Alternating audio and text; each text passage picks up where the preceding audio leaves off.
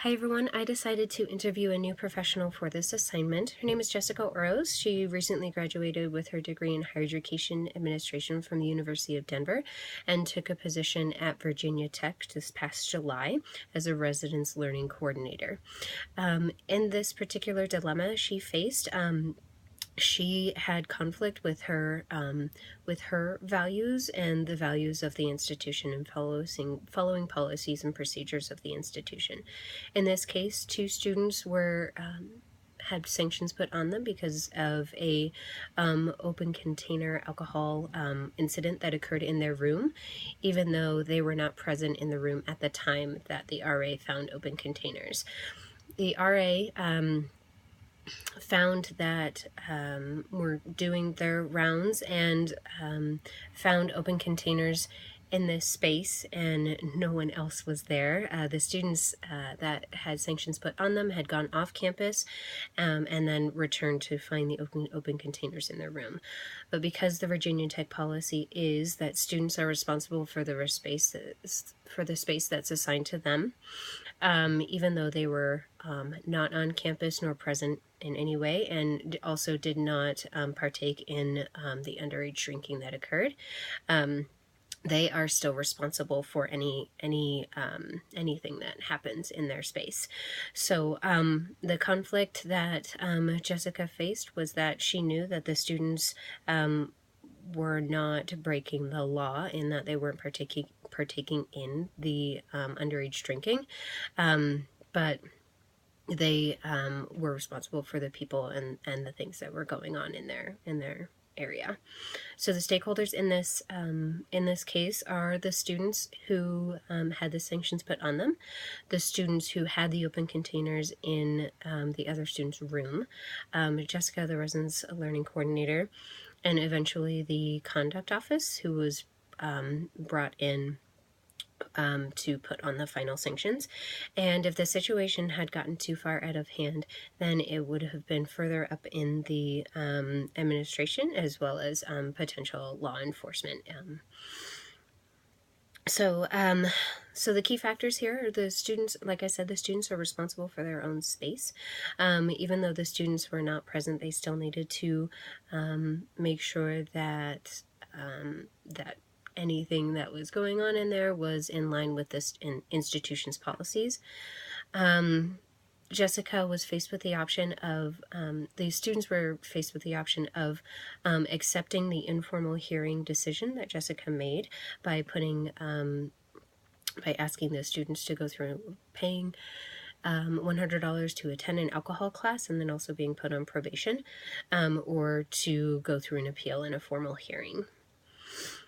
What I would have done in this situation is, of course, I would have spoken to all the parties involved, including the friends that were in the room with the open containers, would have spoken with the RA and gotten the gist of the situation, and then also talking to the two students whose room it was to understand what their role was.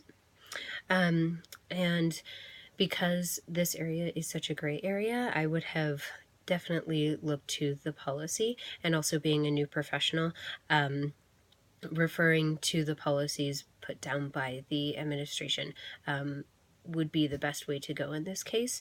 In terms of personal values, I don't know if I would have been able to separate my own ideas on this situation, and I would have definitely had to refer to my supervisor or and in this case the Office of Student Conduct for further information on how to handle this situation, because I know I would need to follow the institution's policies, but at the same time knowing that the students that were being punished were not necessarily the students who needed to be punished. So in this case, instead of,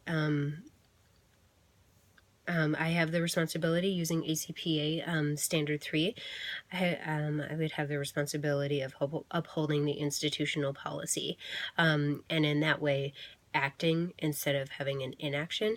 If an inaction occurred, then it would show that just because I disagree with the policy that these students were being punished because they weren't the ones that were partaking in it. I still need something still needed to be done, and because it was these students' rooms, and the other policy is that students are responsible for their space. The action taken is that the students are ultimately the ones that needed to have sanctions put on them.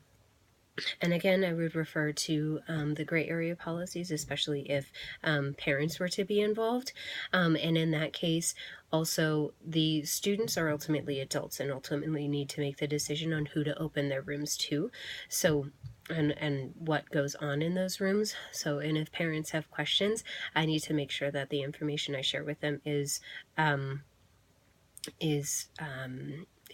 limited, unless it's allowed by FERPA laws. So protecting the confidentiality of the actions of the students is also very important, which falls under the CAS, Ethical Principles of Fidelity, and number 5. So in this case, Jessica did have many decisions to make. The consequences, like I said, these students who may apply for potential government jobs would need to, this would show up on their record.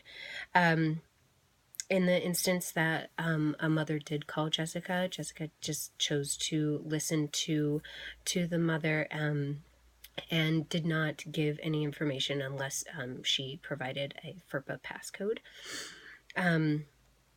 The alternative for Jessica was to suggest the students go to a formal hearing, in which case that did happen. And during the formal hearing, the conduct officer, who did have more experience with situations such as this, said that the required the students to attend an alcohol class and also go on probation, even though the students were not involved in the case. So with the formal hearing, it does go on their record fully, and then they can no longer appeal. Jessica did mention that she may have given more options to these students and been and only given the alcohol class and probation instead of going a little bit further than what she normally would have had she thought that the students were actually in violation. So in the end, the kind of person that she is, she has lots of intuition about people and about telling the truth. She is very reasonable and also works to have her professional values and show that that those professional codes do align with the institutional codes, even though her personal feeling on this instance was not in line exactly with what Virginia Tech was telling her to do. And she was able to separate those feelings at the time by taking that up to someone who was disconnected and from the entire situation, and referring outside of only her personal feelings in 2 different offices. In the end, she is representing the whole institution, and there's no room for gray in this instance, even though this is a very gray kind of area decision making. So so ultimately, I would say I agree with Jessica's decision to ask the students to go to the alcohol class and go on probation. But because the students also felt like they were not the ones that should have been punished, they did go to a formal hearing, and they did settle on the agreement that Jessica put forth. So feel free to have any feedback or ask me any questions, and I look forward to listening to everybody else's. Thank you so much.